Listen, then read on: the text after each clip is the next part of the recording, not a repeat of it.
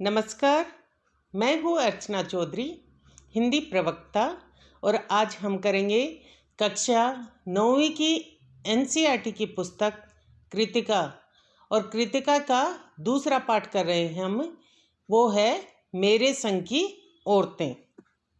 बच्चों, इस चैप्टर को मैं 2 वीडियो में समझाऊंगी, तो ये है इसका पहला भाग। तो शुरू करते हैं। मेरे संग की औरतें। मेरे संग की औरतें ये एक संस्मरण है। बच्चों, संस्मरण होता है जो किसी की स्मृति या याद में लिखा जाता है। ये लेखिका ने उन औरतों की याद में लिखा है जिनके साथ उन्होंने अपना जीवन बिताया है। और इसकी लेखिका है मृदुला गर्ग जी।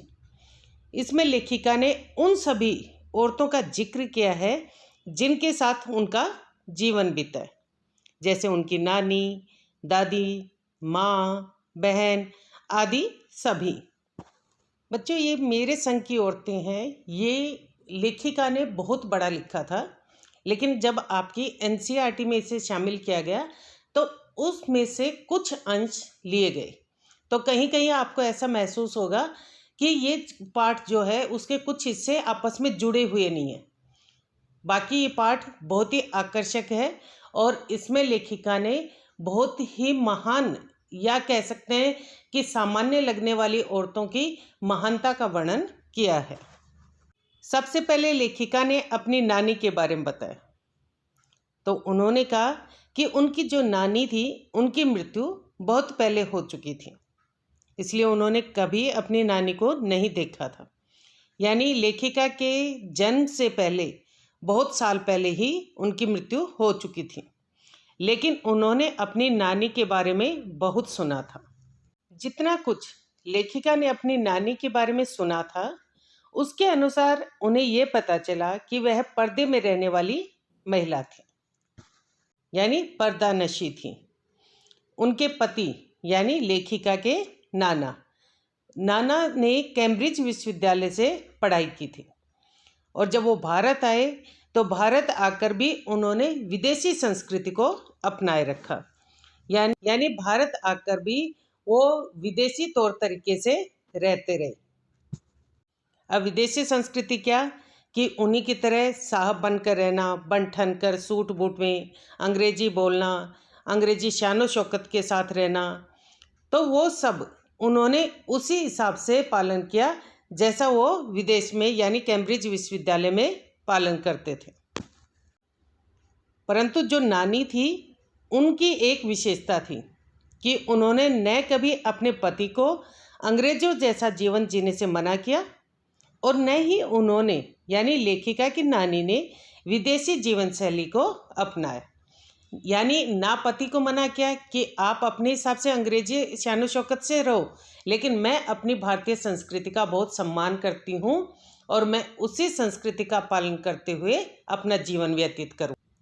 अब लेखिका के जो नाना थे वो विदेशी जीवन शैली में पूरी तरह रच बस गए थे, परंतु नानी जो थी वो भारतीय संस्कृति के अनुसार रहती थी। यानी भारतीयों के अनुसार पर्दे में रहना, इसी प्रकार से खाना खाना, पूजा पाठ करना, ये सब वो पालन करती थी। तो लेखिका की नानी में अपने देश के प्रति जो भक्ति भाव था यानी देशभक्ति थी, वो अत्यधिक थी। उनकी इस बात का कि वो देशभक्त कितनी बड़ी हैं, इस बात का उस समय पता चला जब वो बीमार हुई और उनकी मृत्यु नज़दीक आई। तो एक दिन अचानक उन्होंने अपने पति से ये कहा कि आप अपने मित्र प्यारेलाल जी को बुला लीजिए। यानी उनसे मिलने का उन्होंने अपने पति को अनुरोध किया। किससे? प्यारेलाल जी। प्यारेलाल जी लेखिका की नाना जो थे उनके एक मित्र थे जो देशभक्त थे और स्वतंत्रता सेनानी भी थे। अब सभी को बहुत आश्चर्य हुआ कि वह नानी जो कभी किसी अन्य मर्द से बात करना तो दूर, जिसने कभी अपने मन की बात अपने पति तक को नहीं बताई थी, वह आज अचानक किसी पराये मर्द से मिलना चाहती थी। परंतु नानी की तबीयत बहुत खराब थी, इसलिए नाना ने बिना कुछ सोचे समझे बिना किसी बात का डिस्कशन किए हुए उन्होंने क्या किया कि तुरंत अपने मित्र प्यारेलाल को बुला भेजा। नानी ने उनसे ये कहा कि मैं चाहती हूँ कि मेरी इकलौती लड़की का विवाह आप किसी स्वतंत्रता सेनानी से करवाएं। बच्चों, नानी जो थी वो कभी भी अपनी बातें यानी अपने मन के जो भाव थे वो क्या सोचती हैं, क्या चाहती हैं, उन्होंने कभी किसी से नहीं कहा। उनके मन के भाव तो उस समय पता चले जब उनका अंतिम समय आया, और उस समय उन्होंने प्यारेलाल जी से ये विनती की कि आप मेरी बेटी की शादी किसी स्वतंत्रता सेनानी से करें।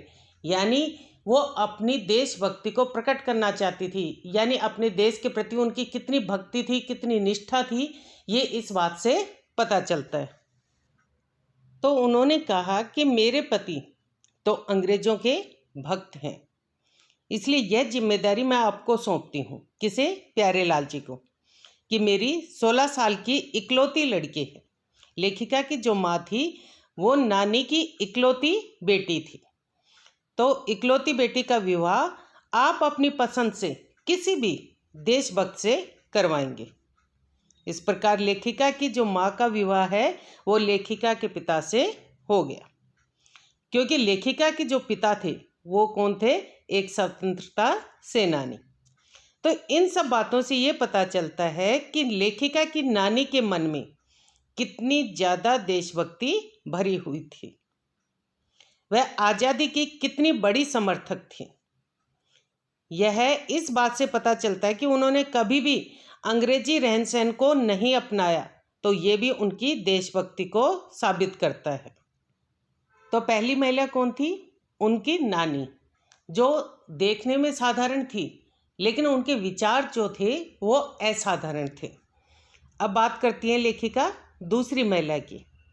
तो उनके बारे में बताते हुए वो कहती हैं कि दूसरी महिला जो उनके जीवन में थी वह थी उनकी परदादी।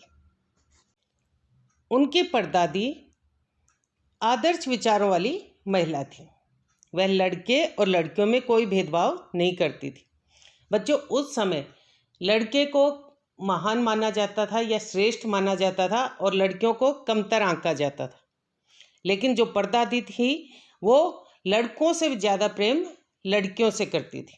इसीलिए उन्होंने अपनी पौत्र वधू अर्थात लेखिका की माँ के लिए एक मन्नत मांगी कि उनको पहली संतान बेटी हो। आप सोचो कि उस समय में जब हर एक औरत जो थी वो लड़की की बजाय लड़के की मांग करती थी, दुआएं मांगती थी, और ऐसे समय में लेखिका की जो परदादी थी वो लड़के की बजाय लड़की की मन्नत मांग रही थी। तो ये सब लोगों के लिए आश्चर्य का विषय था। लेखिका की परदादी के बारे में ये माना जाता था कि उनके ईश्वर से कोई तार जुड़े हुए, और इसी वजह से ईश्वर उनकी हर एक मन्नत को पूरा करते हैं, क्योंकि जो भी लेखिका की परदादी मांगती थी तो वो पूरा हो जाता था।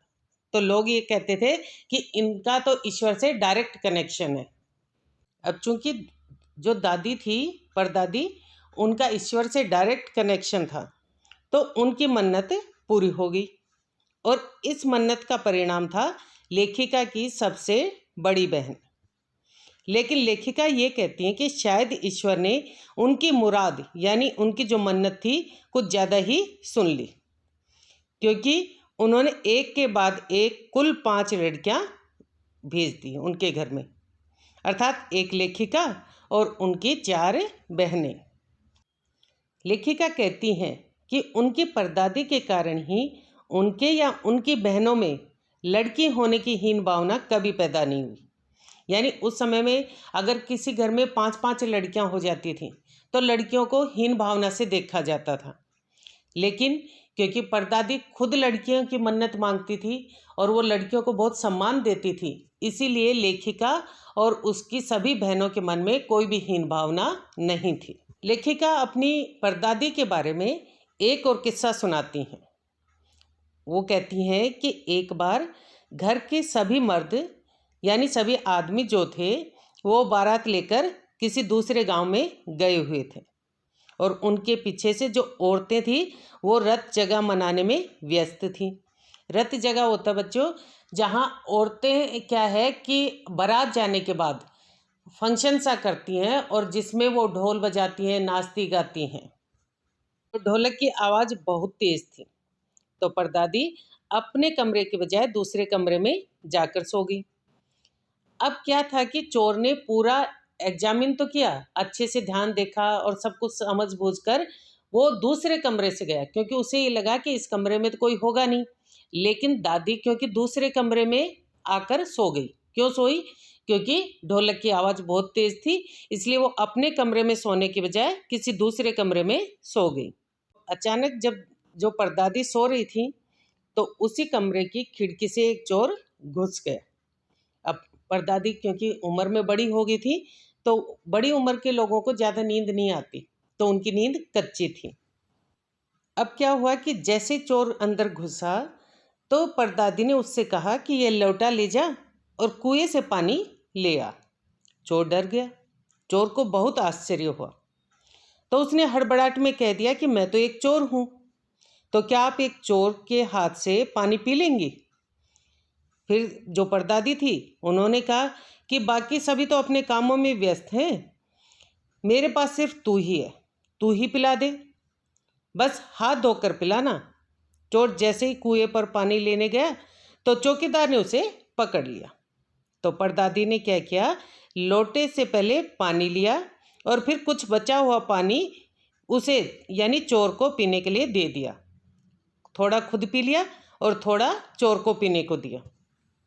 उसके बाद दादी ने कहा कि हम दोनों ने एक लोटे से पानी पिया है, यानी हम माँ बेटे हुए, क्योंकि तूने मेरा जूठा पी लिया तो हम एक ही वंश के हो गए, मैं तेरी माँ हो गई और तू मेरा बेटा हो गया। तो अब तुम चोरी छोड़कर खेती बाड़ी करो और तुम चाहो तो चोरी भी कर सकते हो। तो चोर ने उनका कहना मान लिया। उसने सारी उम्र चोरी छोड़कर खेती बाड़ी की।